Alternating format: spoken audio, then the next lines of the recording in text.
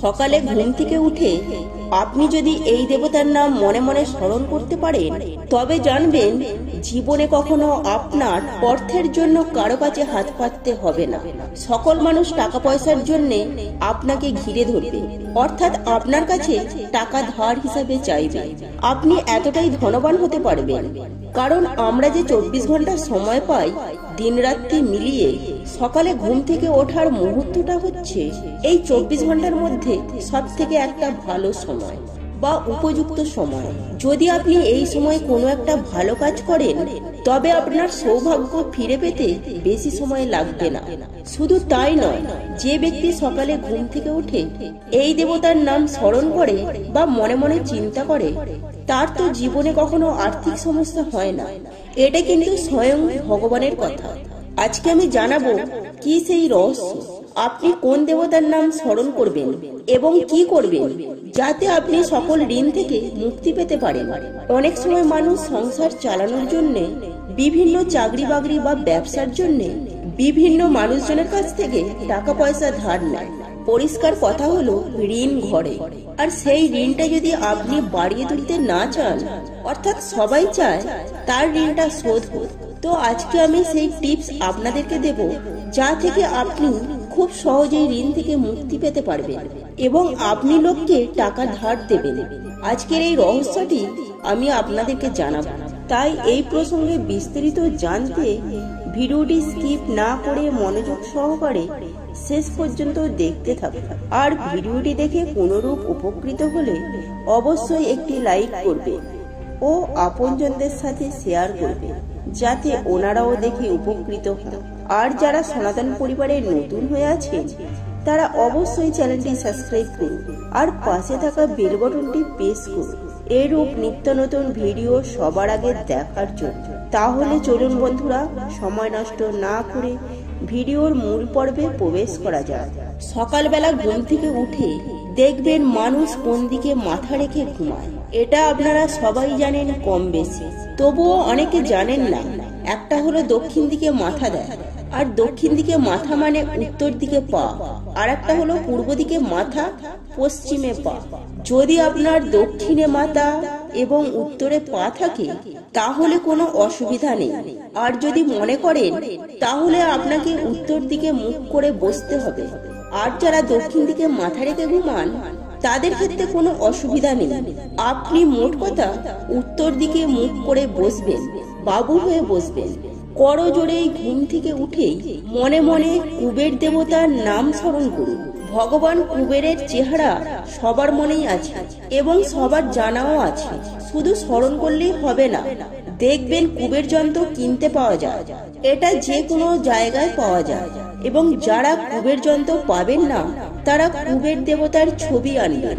আপনি যেদিকে মাথা রেখে ঘুমান তার সাইডে কুবের দেবতার ছবি একটি রেখে দেবেন।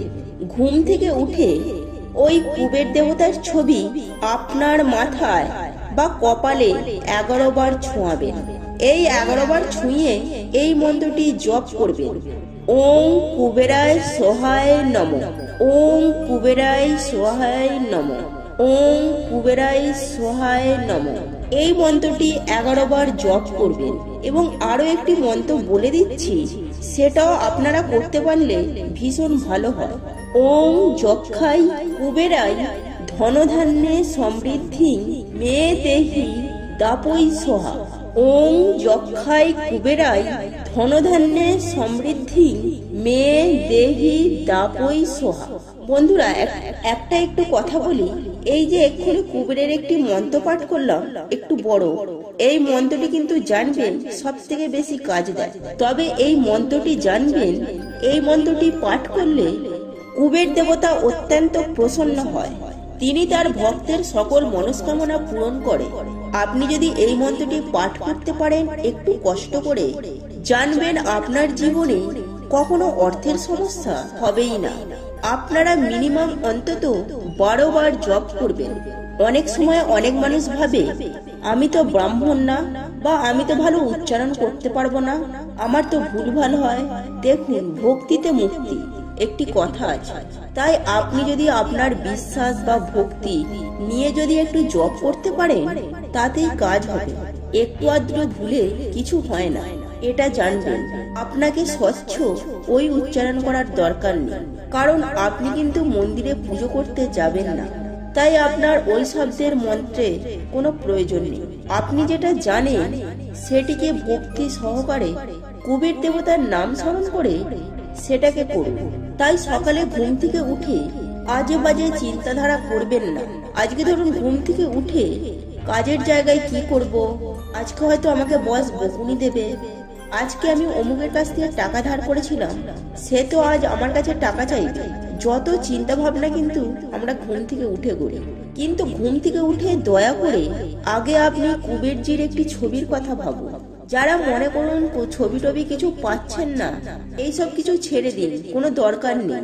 যদি আপনি মনে মনে কুবের দেবতা ভাবতে পারেন অন্তর থেকে, তাহলে কোনো ছবি লাগবে না। আমি মনে মনে কুবের দেবতাকে স্মরণ করছি, মানে তার ছবিটাকেই স্মরণ করছি। আমরা যে ছবিতে কুবের দেবতাকে দেখি জাস্ট ওই দেবতাই। সেক্ষেত্রে আপনার ছবি টবি কিছু লাগবে না, সেক্ষেত্রে শুধু মন্ত্রটা পাঠ করলেই হবে, আর কিছু লাগবে না। আপনি শুধু ঘুম থেকে উঠে কুবের দেবতার যে কাজটি করবেন সেটা হলো মনে মনে কুবের দেবতাকে স্মরণ করবেন, করে এই মন্ত্রটাই জপ করবেন। ওম যক্ষাই কুবেরাই ধনধান্যে সমৃদ্ধি মেয়ে দেহি দাপন সোহা। এই মন্ত্রটি পাঠ করবেন। পাঠ করার পরে আপনি যখন বিছানা থেকে নিচে নামবেন তখন কিন্তু অবশ্যই ছেলে হলে ডান পা, মেয়ে হলে বাঁ পা, এই পাটি প্রথমেই মাটিতে রাখবেন। এই তথ্যগুলি যারা রেগুলার করছেন তারা প্রত্যেকেই কিন্তু উপকৃত। আমি চাই আপনারাও উপকৃত হন, তাই অবশ্যই এটি মাথায় রাখবেন। সব সময় ছেলে হলে ডান পা, কারণ ছেলেদের ক্ষেত্রে ডান হলো শুভ। যখন আপনি বাড়ির বাইরে বেরোবেন বা কোথাও যাবেন তখনও কিন্তু ডান পা আগিয়ে ফেলবেন, কিন্তু জুতো খোলার সময় কিন্তু একটু উল্টো করবেন, বাঁ পাটি আগে খুলবেন, আর বাড়ি থেকে যখন বেরোবেন তখন ডান পাটা আগিয়ে ফেলবেন। দয়া করে বন্ধুরা এই বিষয়গুলি মাথায় রাখবেন। তাই অবশ্যই ঘুম থেকে উঠে কুবের দেবতাকে স্মরণ করবেন, কারণ জানবেন কুবের দেবতা কিন্তু স্বয়ং বলেছেন, ঘুম থেকে উঠে যেই ব্যক্তি আমাকে স্মরণ করে, আমার ছবি মনে মনে আমার অবরূপ দেখে, তার জীবনে কিন্তু কখনো দুঃখ দুর্দশা হয় না। কারণ আপনাকে যদি কেউ কোটি কোটি টাকার মালিক করতে পারে সেটা কুবেরজি করতে পারে, অন্য কেউ নয়। তাই বন্ধুরা সবকিছু ভুলে তার নামটি একটু স্মরণ করতে পারি, তাহলে কিন্তু আমরা সৌভাগ্যশালী হব। আমাদের সৌভাগ্য ফিরতে বেশি সময় নেবে না। বন্ধুরা এই ছিল আজকের ভিডিও, আর ভিডিওটি এখানেই শেষ করলাম। আর ভিডিওটি দেখে কোনরূপ উপকৃত হলে অবশ্যই একটি লাইক করবেন ও আপনজনদের সাথে শেয়ার করবেন, যাতে ওনারাও দেখে উপকৃত হয়। আর যারা সনাতন পরিবারে নতুন হয়ে আছেন তারা অবশ্যই চ্যানেলটি সাবস্ক্রাইব করুন আর পাশে থাকা বেল বাটনটি প্রেস করুন, এরূপ নিত্য নতুন ভিডিও সবার আগে দেখার জন্য। আর আমরা সনাতন পরিবারের পক্ষ থেকে ভগবানের কাছে প্রার্থনা করি আপনারা সকলেই সুস্থ থাকুন, ভালো থাকুন।